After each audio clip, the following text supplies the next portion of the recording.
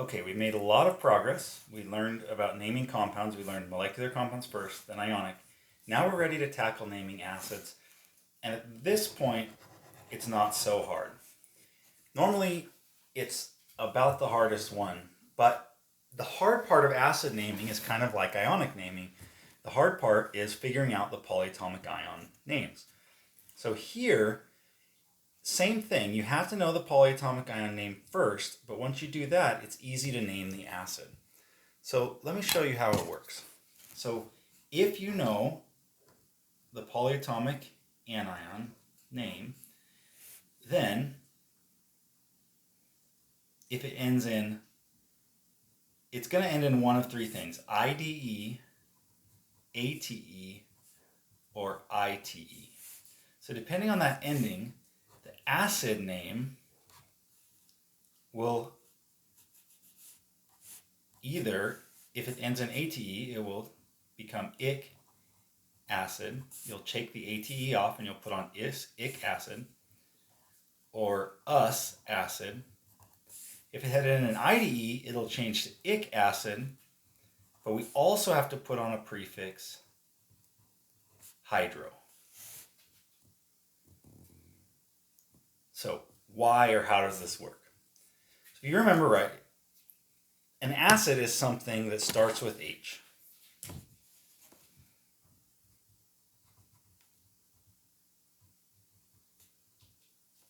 Oh boy, that's a bad thing.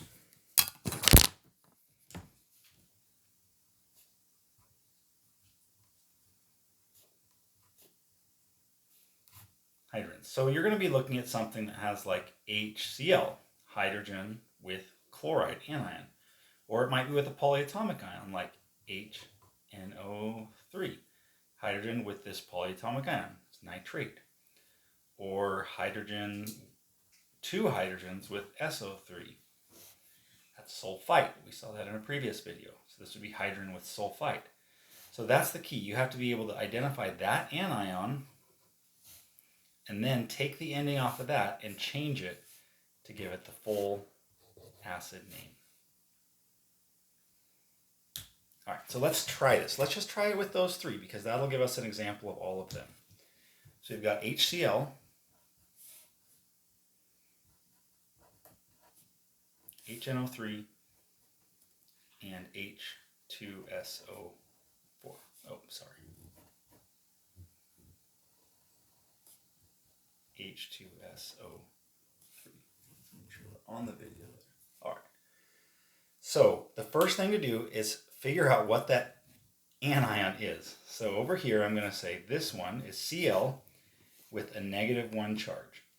You could look on your periodic table to see that, but the negative charge will always be the same as the number of hydrogens because they had to balance out to be a neutral compound. Hydrogen is always a +1 charge. So again, 1 hydrogen, so nitrate must be a -1 charge. And then 2 hydrogens here, so SO3 must have a 2 negative charge. So now we need to name those things.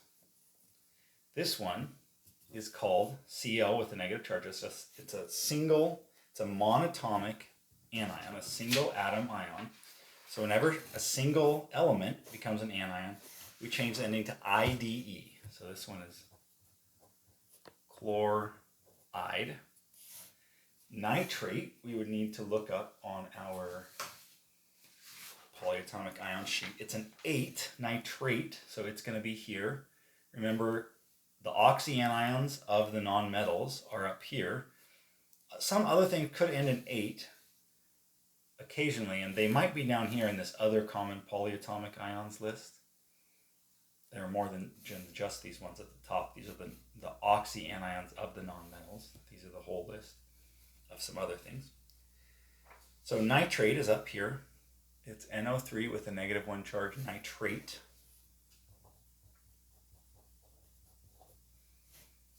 For this next one, SO3, we would look here and see that sulfate is SO4.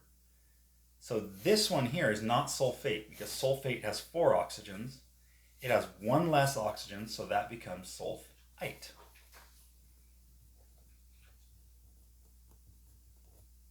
Now we can very quickly and easily name these acids. It's from this point, that was by far the hard part. All we have to do is if it says "ide," take the "ide" off the word and put hydro and ic acid on it. So hydro, then chlor, then ic acid.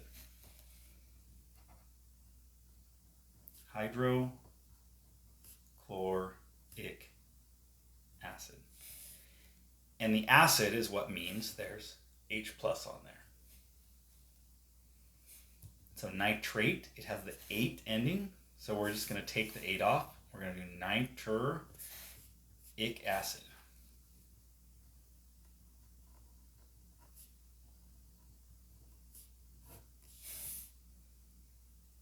It's the acid, the combination of H plus with nitrate. And last, sulfite, the ite ending changed to us acid. So we have sulfurous acid.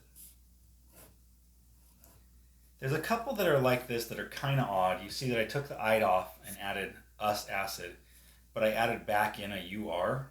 I didn't say sulfus acid, I said sulfurous acid. There are a few that are sort of non-standard like that. You don't have to have those memorized or anything. Your test will be like multiple answer or multiple choice or something like that, and there won't be both options. So if you just pay attention to the ite becoming us acid, you'll be totally fine all the time. That's it. Again, it's by far the hardest is figuring out what that polyatomic ion present is and giving it a name. Then it turns into an acid name very easily. Thanks for watching. Good luck.